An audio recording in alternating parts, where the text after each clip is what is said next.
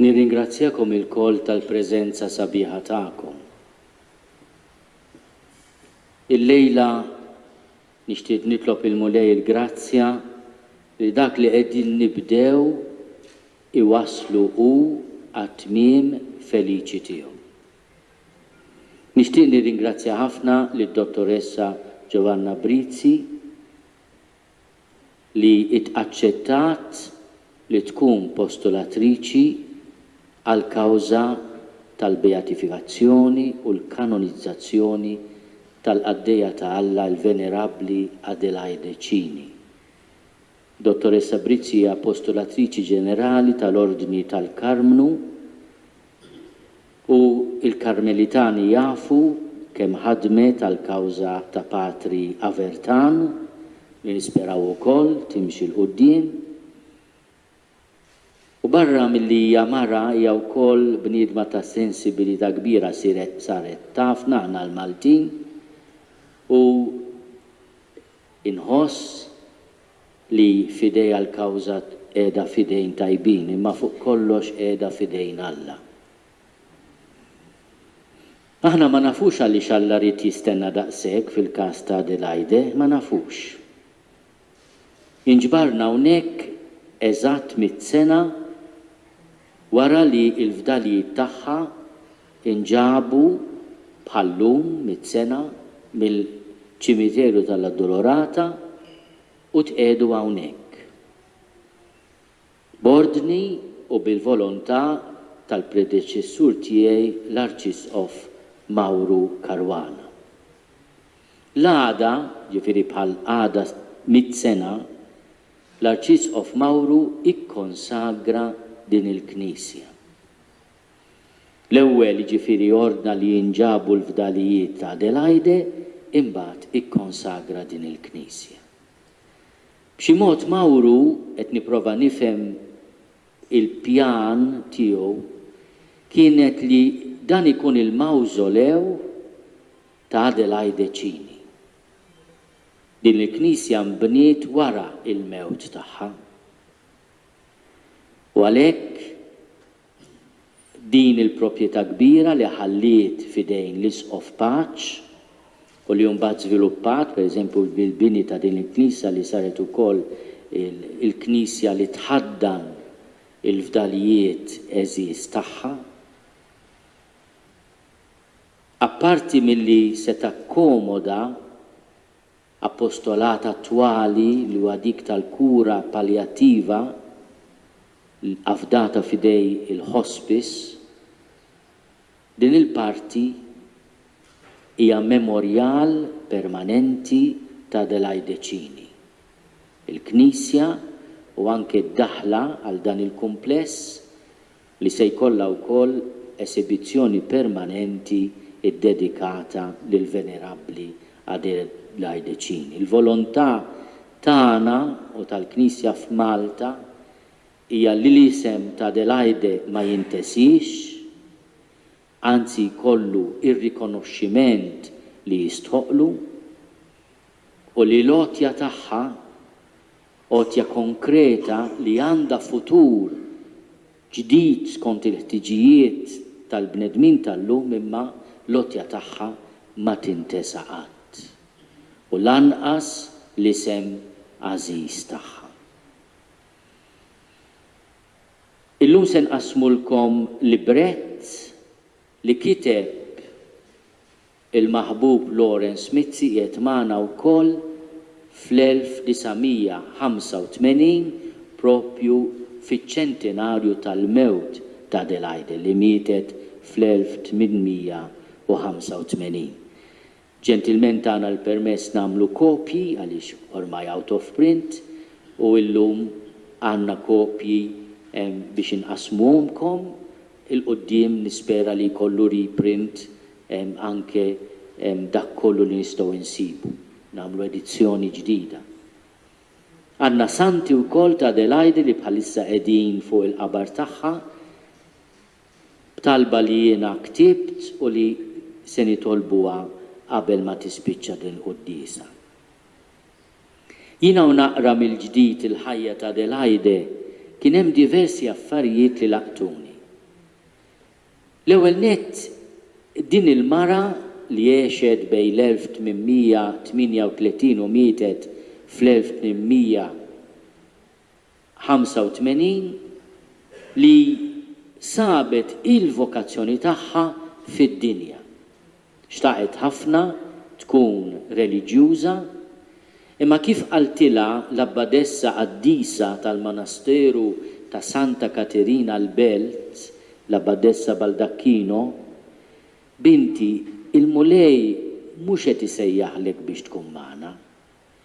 Hija tisejjaħlek biex inti tgħin u ssalva in-nisa dak iż-żmien kienu jgħidulhom travjate, in-nisa li huma sfruttati, li huma vittmi taċ-ċirkostanzi ħafna drabi tal-faqar jew tal-vjolenza domestika u kienu jingħataw biex ikunu oġġett ta' pjeċir u ta' prostituzzjoni għal ħaddieħor. Adelaide ma kienix taf kif se taqbad tagħmel. U l-mulej laqqaħħa mal-ewwel proxmu ma' dina Carmela Mirafiore li kienet mara sabiħa ħafna minn Sqallija li kienet taqdi lis-sinjuri mhux biex tixtrilhom il-ħobs ta' tifhmuni intom. U dina qalet jiena nipprova nkellimha. U x'għamlet? Ta' mara kuraġġuża u intelligenti x'għamlet Adelaide? Għaddit meħdeha u waqqat il-maktur. U di Carmela abbokkat in-nassa kif ngħidu. Refat il-maktur ta' Adelaide, għaltila signorina waqalek il-maktur. U minn dik bdiet konverzazzjoni. Ħadita San Ġwan u kelmita dwar il-mulej, imbagħad tas-Samra fejn kien hemm xi ħadd jitkellem fuq il-kruwa tal-iskandlu u dib infaqat tibki u ridet bil-fors tqer.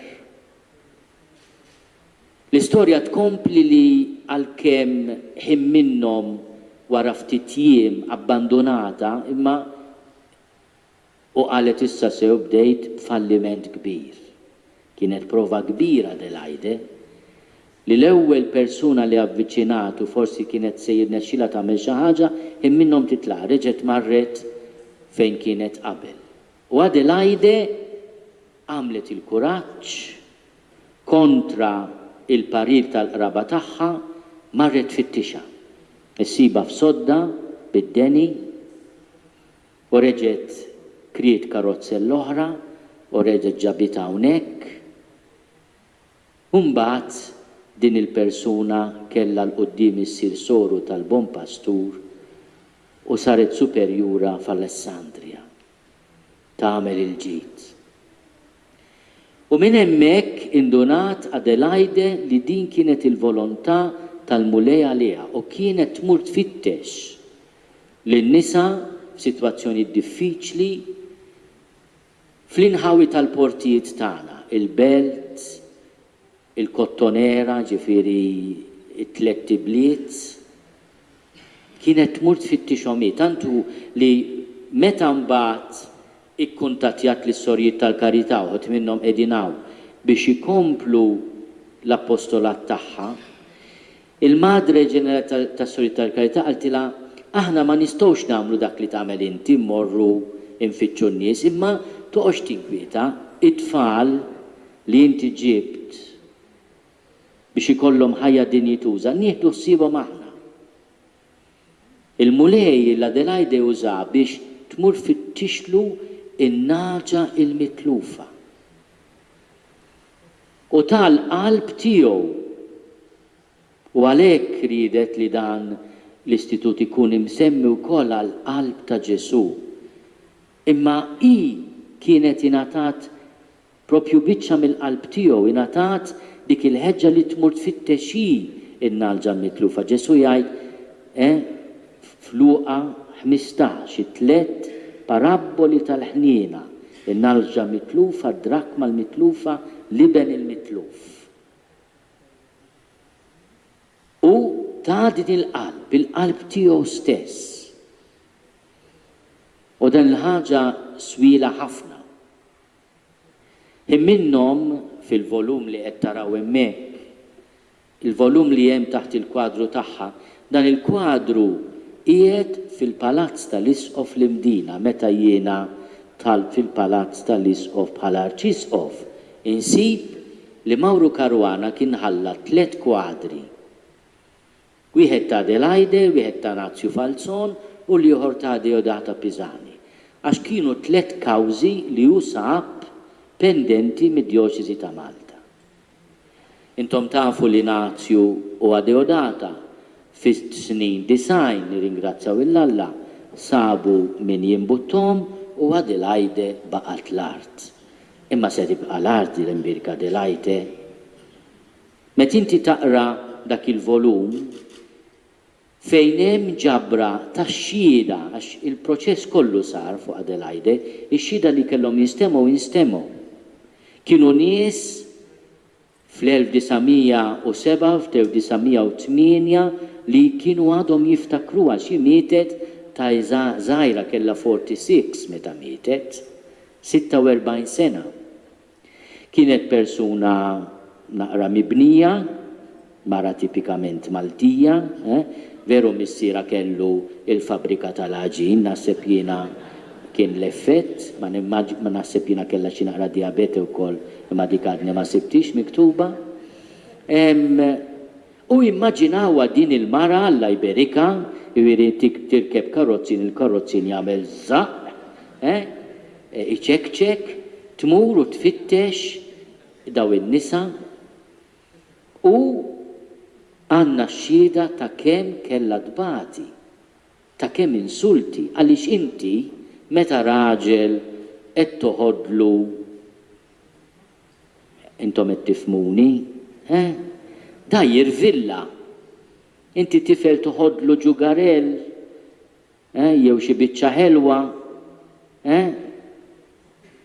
u dik kienet qed tmur u iċċaħħad lil dawn in-nies li l-mara kienu jarawha biss bħala oġġett jew bħala mezz ta' qlieħ, qed tittelfilhom il-qlieħ jew il-pjaċir. L-insulti, it-tajjir.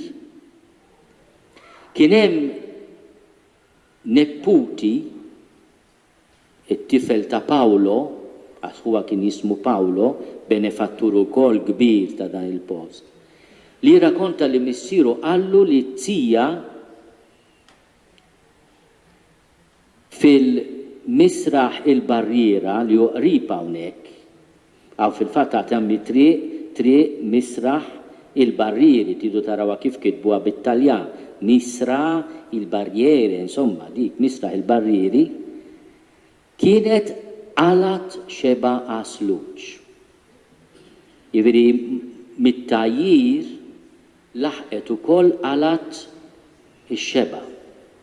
Tantu hekk li dan in-nepputi jgħid li x'aktarx it-tzija mbagħad żviluppat il-marda li waslita għal mewt qrib minħabba dan ix-xokk din it-trauma. Marret biex issalva mara u ir-raġel li kien qed juża għal flus u għal pjaċir lill-Adelaide ta' xeba papali kif ngħidu, kif tmiss il-liġi, ma tmiss xejn liġi.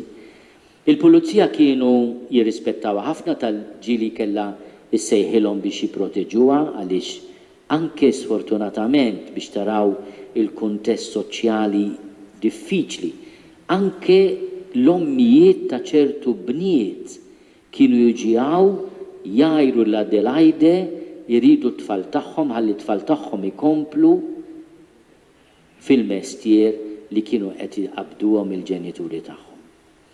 Jiena nistaqsikom, imma dak kollu li qed ngħidu xi ħaġa tal-antik,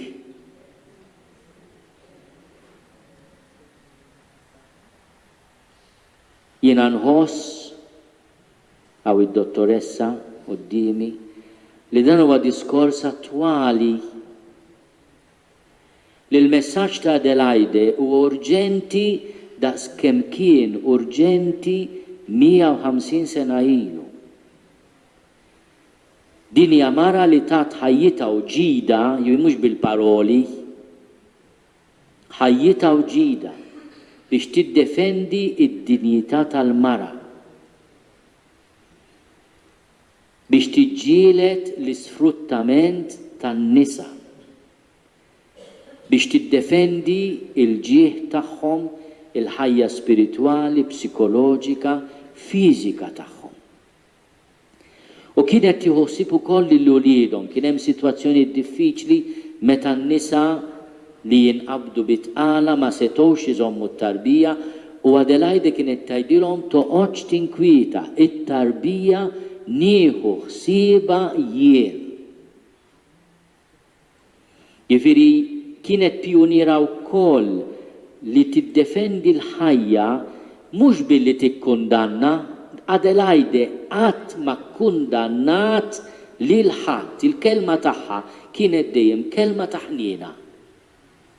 Il-ċokolatorja preferita tagħha kienet mulej kun int il-ħniena tagħna.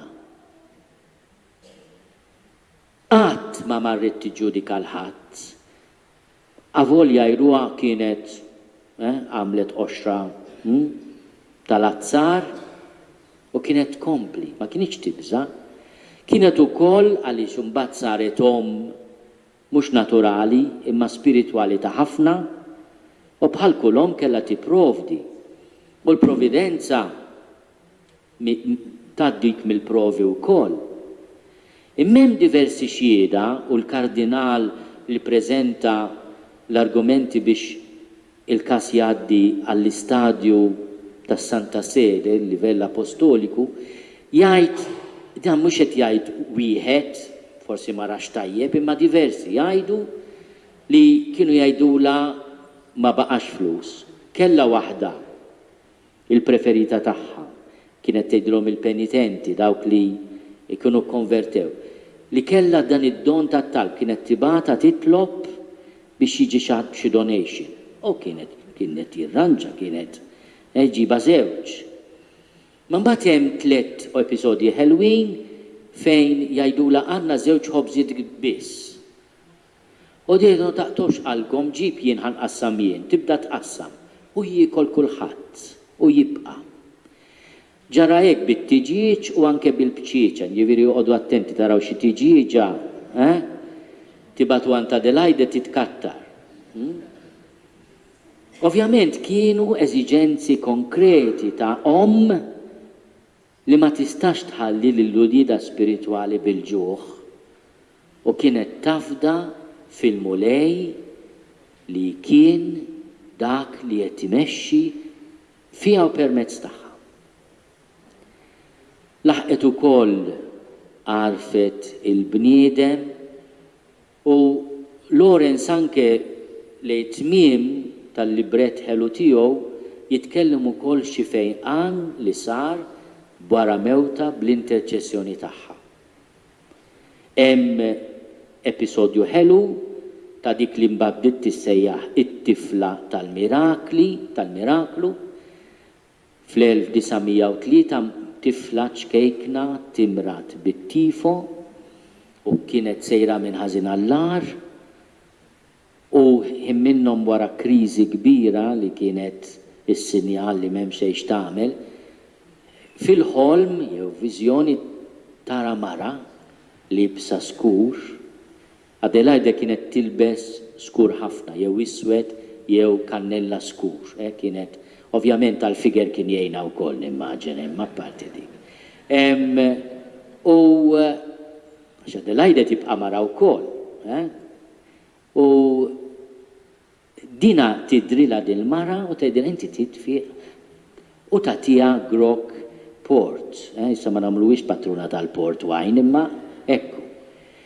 Meta mbagħad il-ġenituri dit-tifla tgħidilhom isma' jien ma rajt mara tatni ftit inbit ħelu ħafna kien tajjeb ħafna u dina jindunaw li fieqet. Mbagħad juruha Santa għaltilhom dik kelmitni kienet is-Santa ta' Adelaide. U aħna nippruvaw naraw jekk għandniex iżjed informazzjoni fuq dan il-fejqan straordinarju ta' din it-tifla. Imma jiena wkoll illum nixtieqkom li nitolbu bl-interċessjoni ta' Adelaide Cini biex il-mulej li għennet juri l-glorja tiegħu fiha u jagħmel miraklu li jkun jista' jwassal għal glorifikazzjoni tal-qaddejja tiegħu. Issa dana mhux fidejna, fidejna Alla. Imma aħna ta' qaddejja umli nitolbuh bil-ħniena. U mbagħad inħallu fidejh bħalma darritna nagħmlu Adelaide u tant qaddisin oħra. Din il-parroċċa ta' Santa Venera imbirka b'ħafna qaddisin, mhux biss li qegħdin għawta, imma anke ta' qabilna. U hawnhekk kellna x-xorti li jkollna l-Adelaide u miet ukoll San George Preka kif taf. Imma meta mietet Adelaide, San George Preka kellu 5 snin. Kien għadhom joqogħdu l-belt, għax Adelaide twildet il-belt, bat bħalma ġara anke fil-każ ta' San George Preka, ġew joqogħdu f'dawn l-inħawi, qabel kien il-Ħamrun, insomma Santa Venera, dawn l-inħawi. U kienet dejjem devota kbira tal-qalb ta' Ġesu u devota anke tal-Madonna. Għandna xhieda kemm kienet devota tar-Rużarju Mqaddes, tal-Labtu, tal-Karmnu. U għalhekk aħna nitolbu bil-ħerqa biex din il-lajka, din il-mara Maltija tkun modell għall-insara u glorja tal-Knisja Universali.